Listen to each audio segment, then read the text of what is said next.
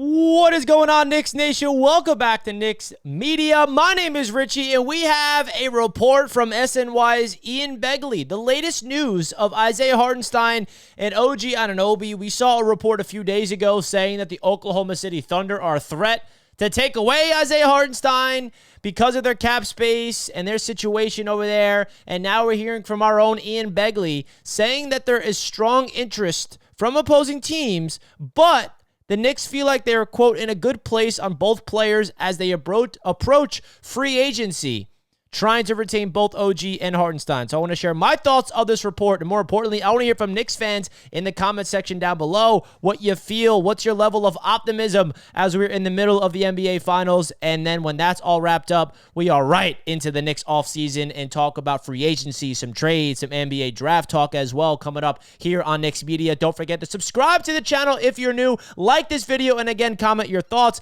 Let's get deeper into it. If you want to check out more from what Ian Begley had to say, I'll link down below the article on sny.tv.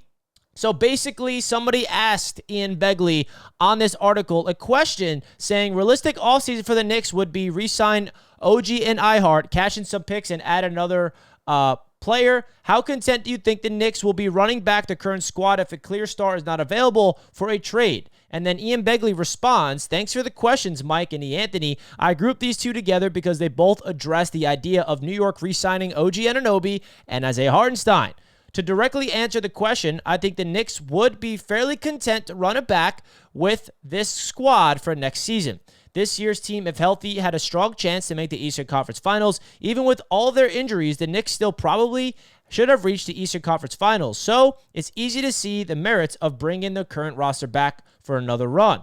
But whether it's this offseason or further down the line, the Knicks will be aggressive if an opportunity significantly improves their roster arises. With regards to running it back, the Knicks obviously want to bring back both Anunoby and Hartenstein. Anunoby has a player option that is most likely to decline to become a free agent. The Knicks can ink Anunoby to a max deal of 5 years, $245 million in free agency, which is really a high number.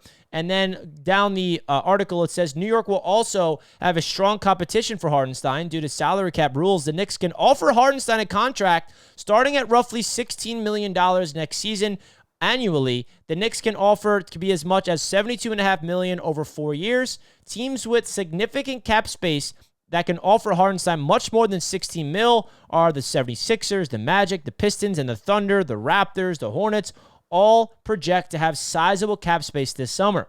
One worth noting on Anunoby and Hartenstein, the Knicks obviously know that both players will garner strong interest from opposing teams, but even factoring that in, members of the organization felt earlier this offseason that they were in a good place on both Anunoby and Hartenstein as both players approached free agency. That's according to people in touch with the team. That's their season ended in a second-round loss to Indiana. So that's really all the article has to say. Basically, what I'm taking away from this is, yes, there's going to be a lot of interest from other teams regarding Hartenstein. I have more optimism of the Knicks re-signing OG Anunoby than I do Isaiah Hartenstein, just because when it comes to Hartenstein, he has a decision to make. And this isn't breaking news. We already knew this.